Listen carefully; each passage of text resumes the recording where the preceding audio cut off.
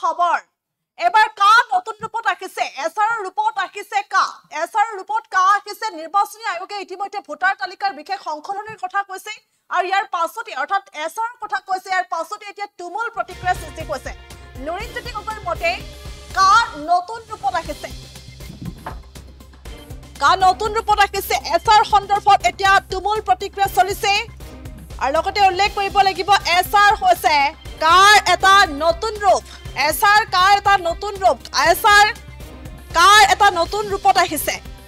আৰু এই এছআৰ যোগেদি লক্ষ লক্ষ বিদেশীয়ে অসমৰ ৰাজনৈতিক অধিকাৰ কাঢ়ি লৈ যাব এই এছআৰ জৰিয়তে আমাৰ অধিকাৰ কাঢ়ি লৈ যাব এয়া বিজেপিৰ কুটকৌশল ডাঙৰ মন্তব্য কৰিছে লুৰিণজ্যোতি গগৈয়ে পুনৰলৈ কৈছো এছআৰ জৰিয়তে কা নতুন ৰূপত আহিছে আৰু আজিৰ দিনটোত বিস্ফোৰক মন্তব্য কৰিছে লুৰিণজ্যোতি গগৈ বিগত নিৰ্বাচনত ৮৩টা সমষ্টি প্ৰক্ষেপ কৰা হৈছিল প্ৰাৰ্থী আৰু এবাৰ প্ৰাৰ্থী হ'ব বুলি গোপত গংগাটো হৈ থাকিলেও নহ'ব কেইবাটা বিস্ফোৰক মন্তব্য কৰিছে আজিৰ দিনটোত কেইবাটা বিস্ফোৰক মন্তব্য কৰিছে গতিকে এই সন্দৰ্ভত এছআৰ সন্দৰ্ভতো চলিছে ব্যাপক চৰ্চা আৰু এছআৰ সন্দৰ্ভত লুৰিণজ্যোতি গগৈয়ে কৈছে যে কা নতুন ৰূপত আহিছে এছআৰৰ জৰিয়তে কা নতুন ৰূপত আহিছে আৰু লগতে উল্লেখ কৰিব লাগিব যে নিৰ্বাচনী আয়োগে ইতিমধ্যে অসমত ভোটাৰ তালিকাৰ বিশেষ সংশোধনীৰ কথা কৈছে যে দুদিন পূৰ্বে বহিৰাজ্যৰ পৰা অহা ব্যক্তিও ভোটাৰ তালিকাত নাম সোমোৱাব পাৰিব এই কথা উল্লেখ কৰিছিল গতিকে এই কথা যেতিয়া এই ব্যৱস্থাটো অৰ্থাৎ এছআৰ লৈ যি আছতে চলিছে প্ৰতিক্ৰিয়া এতিয়া তুমুল প্ৰতিক্ৰিয়া চলিছে ৰাজ্যজুৰি এয়া তুমুল প্ৰতিক্ৰিয়া চলিছে কিয়নো উল্লেখ কৰিব লাগিব ভোটাৰ তালিকাৰ বিশেষ সংশোধনীৰ কথা কোৱা হৈছিল যে এজন ব্যক্তিয়ে বিহাৰ হাৰিয়ানা গুজৰাট বংগ ৰাজস্থানৰ পৰা যদি দুদিন আগতেও কাম বিচাৰি অসমলৈ আহিছে তেনেহ'লে ২০২৬ চনৰ নিৰ্বাচনৰ পূৰ্বে তেওঁৰ নাম বিশেষ সংশোধনীৰ জৰিয়তে অসমৰ ভোটাৰ তালিকাত সোমাব আৰু ২০২৬ চনৰ নিৰ্বাচনত ভোটো দিব গতিকে ভোটাৰ তালিকাৰ বিশেষ সংশোধনী চমুকৈ এছআৰৰ যোগেদি নিৰ্বাচন আয়োগে কৰা এনে বিপদজনক ব্যৱস্থাক লৈ এতিয়া ৰাজ্যজুৰি তুমুল প্ৰতিক্ৰিয়া সৃষ্টি হোৱা পৰিলক্ষিত হৈছে আৰু ইয়াৰ বিৰুদ্ধে এতিয়া সকলো সৰব হৈ পৰা পৰিলক্ষিত হৈছে আৰু আজিৰ দিনটোত এইদৰে ডাঙৰ মন্তব্য কৰিছে বিস্ফোৰক মন্তব্য কৰিছে লুৰিণজ্যোতি গগৈ যে এছআৰ সন্দৰ্ভত এতিয়া ব্যাপক যিটো চৰ্চা চলিছে তুমুল প্ৰতিক্ৰিয়া চলিছে গতিকে কাৰ এটা নতুন ৰূপ এছআৰ হৈছে কাৰ এটা নতুন ৰূপ আৰু এই এছআৰৰ যোগেদি লক্ষ লক্ষ বিদেশীয়ে অসমৰ ৰাজনৈতিক অধিকাৰ কাঢ়ি লৈ যাব লুৰিণজ্যোতিয়ে মন্তব্য কৰিছে লক্ষ লক্ষ বিদেশীয়ে অসমৰ ৰাজনৈতিক অধিকাৰ কাঢ়ি লৈ যাব আৰু এই এছআৰৰ জৰিয়তে আমাৰ অধিকাৰ কাঢ়ি লৈ যাব বাবে এয়া বিজেপিৰ কুটকৌশল আজিৰ দিনটোত এইদৰে ডাঙৰ মন্তব্য কৰা দেখিবলৈ পোৱা গৈছে আৰু সমান্তৰালকৈ তেওঁ কৈছে যে বিগত নিৰ্বাচনত ৮৩টা সমষ্টিত প্ৰক্ষেপ কৰা হৈছিল প্ৰাৰ্থী আৰু এইবাৰ প্ৰাৰ্থী হ'ব বুলি গোপত গংগাটো হৈ থাকিলেই নহ'ব সমষ্টিৰ সাংগঠনিক ভেটি শক্তিশালী হ'লেহে এই প্ৰাৰ্থিত্ব পাব ডাঙৰ মন্তব্য কৰিছে বন্ধ খামত প্ৰাৰ্থীৰ নাম আনিলে নহ'ব সমষ্টিৰ সৰজমিন তদন্তৰ পাছতহে লাভ কৰিব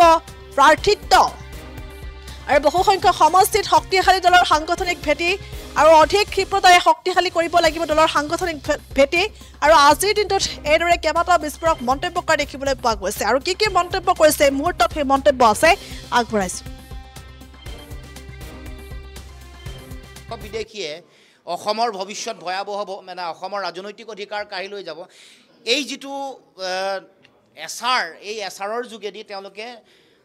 আমাৰ অধিকাৰ কাঢ়ি লৈ যাবৰ কাৰণে বিজেপিয়ে কুটকৌশল নতুন ৰূপত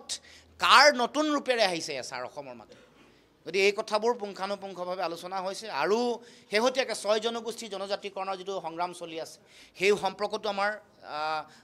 ব্যাপক আলোচনা হৈছে আমি কৈছোঁ যে অসমত থকা জনজাতীয়সকলৰ অধিকাৰ বা তেওঁলোকৰ সংৰক্ষণ ক্ষুণ্ণ নকৰাকৈ ৬ জনগোষ্ঠীৰ জনজাতিকৰণ হ'ব লাগে অজিত কুমাৰ ভূঞাৰ দলৰ সৈতে আপোনালোকৰ দলৰ সামৰিকৰণক লৈ এক চৰ্চা চলি আছে আজি তেনেকুৱা ধৰণৰ আলোচনা হৈছে নেকি সকলো কথাই আলোচনা চলি আছে আমাৰ মানে নতুনকৈ কোন যোগদান কৰিব কি হ'ব সেই সম্পৰ্কত আমি আপোনালোকক খুব সোনকালে জনাম কিন্তু খুব সোনকালে এই কথা বতৰাবোৰ আপোনালোকে গম পাব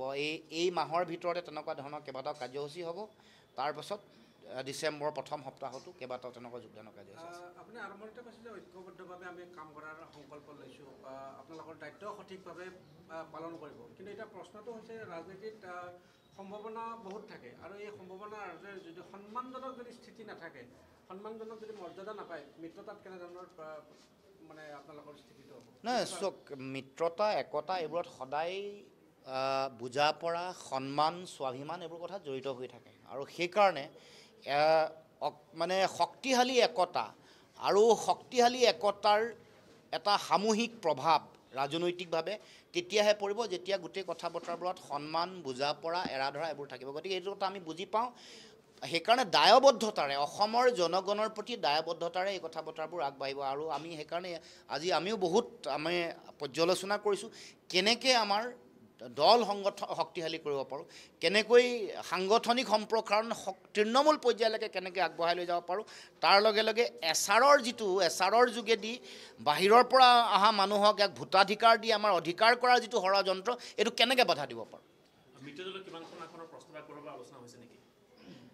বিভিন্ন ধৰণৰ প্ৰস্তাৱ আহিছে, কিন্তু আমি এটা সামূহিক এটা ডিচিশ্যন ল'ব লাগিব কথা বতৰা পাতি। কাৰণ আমি এতিয়া যিহেতু বিষয়বোৰ আলোচনা হোৱা নাই আমাৰ সকলো দলৰ মজিয়াত, তেতিয়া আমাৰ কথা বতৰাবোৰ আমিও দলৰ মাজত আমাৰ ইণ্ট্ৰস্পেকশ্যন থাকিব, ব্যাপক পৰ্যালোচনা থাকিব, ক'ত কি স্থিতি। সেইকাৰণে আজি কৈছোঁ যে আমাৰ সেই সম্পৰ্কত আমাৰ দলত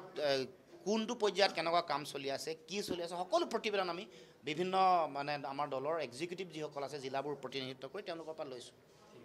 আৰু আমাৰো যিসকল আমাৰ অবজাৰ্ভাৰ আছে তেওঁলোকক গৈ মানে আমাক অকল বন্ধ খাম চিলত দিলেই নহ'ব, ক্ষেত্ৰভিত্তিক অধ্যয়ন কৰি পুংখানুপুংখভাৱে আমি সকলো বস্তু তেওঁলোকৰ পৰা ল'ম। সাংগঠনিক ভেটি সঁচাকৈ শক্তিশালী ক'ল পৰ্যায়লৈকে হৈছে। এনেই কেণ্ডিডেট হৈ কোনোবাই গপত গংগাটোপ হৈ থিয় হৈ থাকিলে নহ'ব, সংগঠন লাগিব, কাম লাগিব আৰু এটা যিটো ষ্ট্ৰেটেজি প্ৰপাৰ ষ্ট্ৰেটেজি মেনেজমেণ্ট কৰা যিটো দায়িত্ব সেইটো হ'ব লাগিব। আমি বাস্তৱৰ লগত আগতেও যোৱাবাৰ আমি 83টা সমষ্টিত আমি টিকট দিছিলোঁ, 83টা সমষ্টিত, আৰু আমি 25,000তকৈ বেছি ভোট পোৱা সমষ্টি বহুত আছে। গতিকে আমি দেখিছোঁ যে জিকিবলৈ